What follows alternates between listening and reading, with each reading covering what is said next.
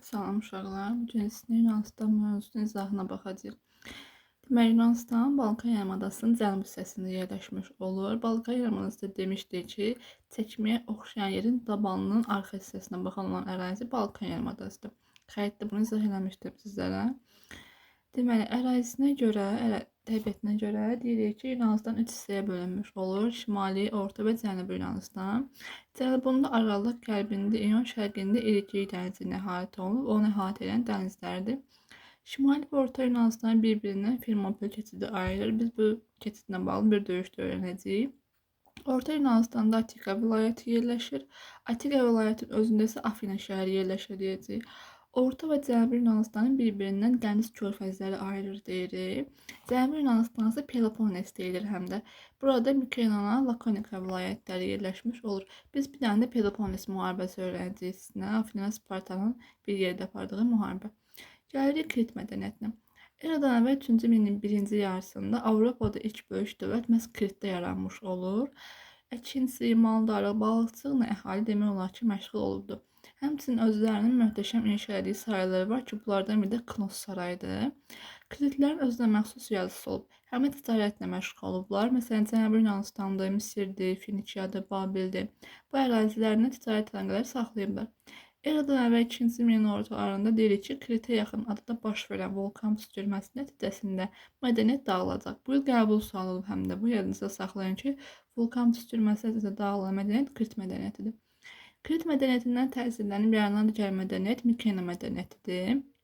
Eradan əvvəl 2-ci min ortalarında Krit dağılanda yerində elə bir ki, davamçı olaraq da yaranacaq Mikena mədəniyyəti o Cənubi Yunanistan ərazisində yaranmış olur.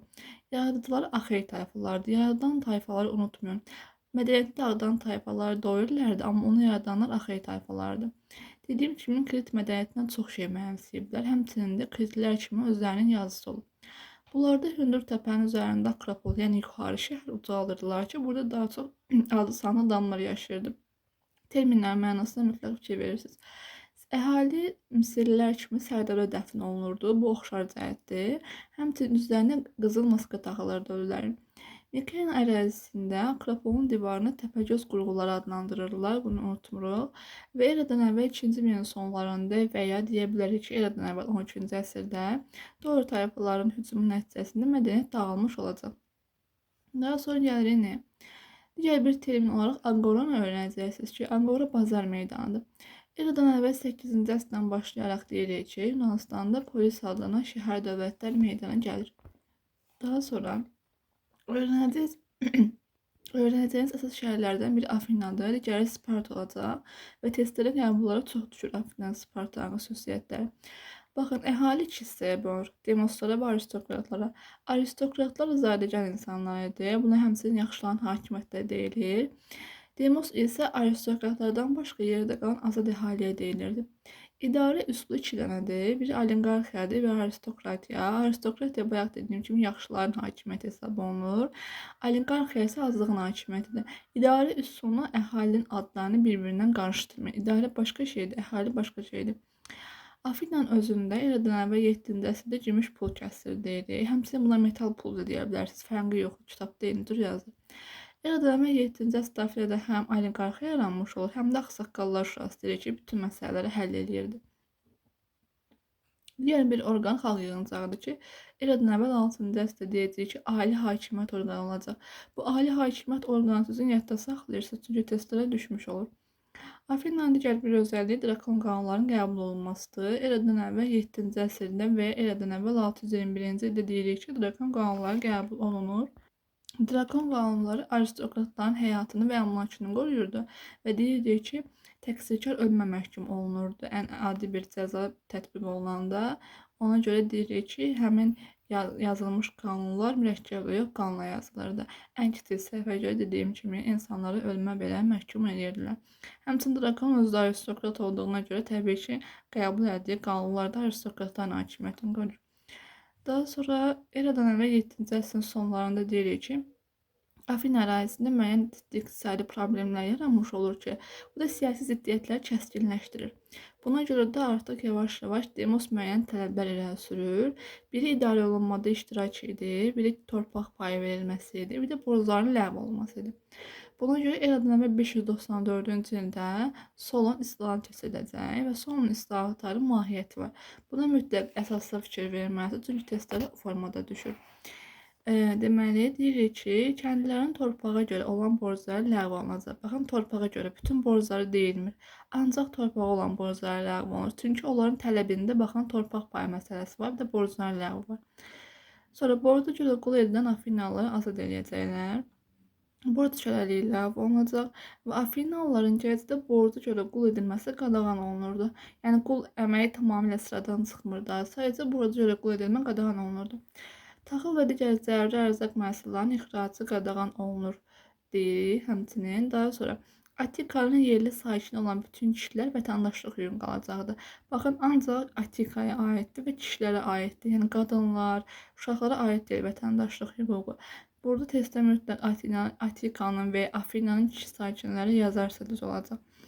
Əmlakından asılı olaraq hər kəs vətəndaş ola bilərdi, xalq yığıncağında iştirak edə bilərdi deyirik. Ancaq indi burada bir məqam var ki, hüquq vəzifəniz onun olması üçün müəyyən əmlak vacibidir. Amma xalq yığıncağında əmlakınız olsa da olmasa da iştirak edə bilərsiniz. Bu fərqli testlərə düşür. Sonra son islahatların məhdud cəhətlərindən biri siyasi vəzifəyə yoxsulluğun seçilə bilməməsidir. Bu testlərə və qəbullara gəlmiş bir məsələdir. Ancaq bu məhdudiyyət qalxılacaq aradan Periklın islahatları dövründə, yəni 5-ci əsrin eradan əvvəl 5-ci əsrin ikinci yarısında. Digər məhdud cəhət odur ki, onlara torpaq payı verilmir. Çünki biz bu maddələrin içində onlara torpaq verilir deyə bir maddə çəkmədik. Sonra gəlir Sparta şəhərinə. Bu da sizə düşən testlərdə əsas şəhərlərdən biridir. Deməli, Sparta eradan əvvəl 2-ci min sonunda deyirik ki, Dorilər Lakonikanı işğal edir və Sparta şəhərinin əsasını qoymuş olur. Dorilər özlərini Spartalılar adlanır. Həmin bu Dorilər ki, 7 Mikena mədəniyyətinə son qoymuşlar. Eradan əvvəl Spartanın özündə quldar dövləti yaranmış olur. Məsələn, Afinada şəhər deyirik ki, 8-də yaranır. Spartanın özü də quldar dövlət 8-ci əsrdə yaranmış olur. Ölkəyə deyirik 2 dənə hökmdar başçılıq edirdi, amma Afinada bir hökmdar başçılıq edir. Peloponnesin azad əhalisi deyirik Spartalılara vergi verməli idi. Digər Yunan şəhərlərindən fərqli olaraq Spartalılar qonşu əraziləri işğal edirdi, əhalini qul edirdilər və Spartalıların özü qula hilot deyirdi. Amma Yunanistanın özündə insan ayaqqı deyilir, Spartanın özündə isə hilot deyilir. Ordu sistemi falanqa darbe Makedoniyada da belədir, oxşar cəhətdir. Ordunun əsasını ağır silahlı piyada təşkil eləmiş olur. Yüngül yasa səhvdir testdə. Və Suvariyası səhvdir. Sparta hərbiləşmiş dövlətdir digərlərindən fərqli olaraq, çünki bunlarda hərbi iş daha önəmli idi. Spartalılara hərbi işdən başqa hər hansı bir işlə məşğul olmaq, fəlsəfə, ədəbiyyat, incəsənət öyrənmək, xarici səfər etmək qadağan idi. Ancaq hərbi ilə məşğul olmalıdırlar. Eradan əvvəl 8-ci 6-cı əsrlərdə deyirik ki, Qafqazdan İspaniyaya qədər olan dənizlərdə çoxlu Yunan koloniyaları meydana gəlməyə başlayır. Yunanlılar harda məskunlaşmasından asılı olmayaraq deyildik ki, özlərini ellinlər, vətənlərini ellarda adlandırırdılar. Daha sonra gəlir Yunan Əhəməni İran müharibələrinə. Siz burada beləcə döyüş öyrənəcəksiniz. Deməli, ilk döyüş marafon döyüşdür. Eradan əvvəl 490-cı ildə olur. Burada Yunanlılar qalib gəlir. 480-ci ildə Fermopil döyüşü olur. Burada Əhəmənilər qalib gəlir. 480-də Salamin döyüşü olur. Burada Yunanlılar qalib gəlir. Eradan əvvəl 479-cu ildə Plateya döyüşü olur. Burada Yunanlılar qalib gəlmiş olur. Eradan əvvəl 449-cu ildə tərəflər arası sülh müqaviləsi imzalanır. Yəni Plateya döyüşündən sonra dəniz döyüşləri 30 il davam etdiyi üçün sülh müqaviləsi biraz gec imzalanmış olur. Və Plateya döyüşündən sonra Afinanın başçılığı ilə deyirik ki, Afina dəniz ittifaqı yaradılmış olur və 30 illik mübarizəni onlar aparır. Ən axırda müqavilədə deyirik ki, Yunanlılar qalib gəlmiş olur və Əhəməni dövləti Egey dəniz adalarında, həmçinin Kiçik Asiyada, yəni bildiyimiz ki, Türkiyə ərazisində olan Yunan şəhərlərinin müstəqilliyini tanımalı olur və onlara Egey dənizində üzmək, hərbi donanmana hərəkət etməyə icazə verilmir. Daha sonra nədən danışacağıq? Afina-Sparta müharibəsindən. Bunu biz həm də Peloponnes müharibəsi deyirik. Eradan əvvəl 431-dən başlayır, 404-cü ilə qədər davam edir.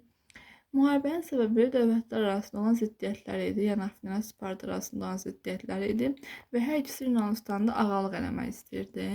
Bu mübarizənin nəticəsində Sparta qalib gəlir, Afina və müttəfiqləri məğlub olur, həmçinin Afinanın dəniz ittifaqı ləğv olunur.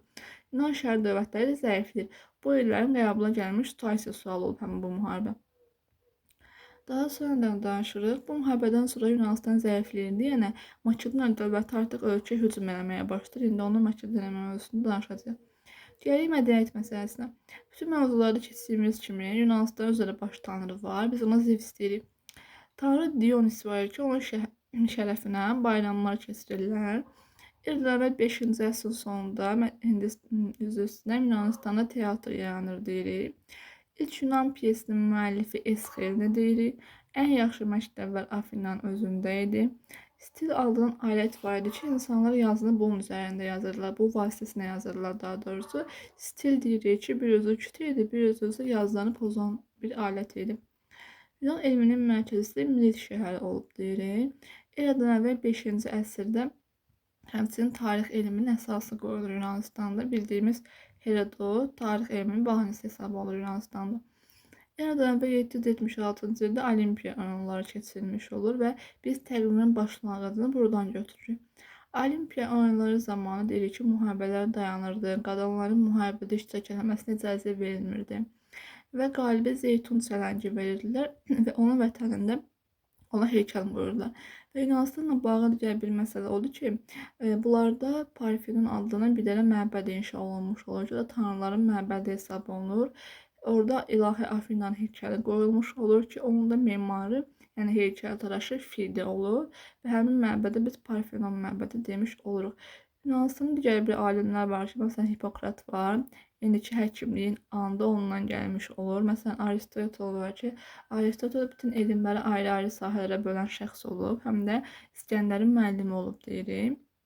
Digər bir şəxsi Demokrit idi ki, Demokrit dünyanın bütün xırda zərrəciklərdən, atomlardan ibarət olduğunu söyləyərdi. Bu qədər mövzumuzun izahı. İnşallah gələn dərsdə Makedoniyanın izahını verəcəyim.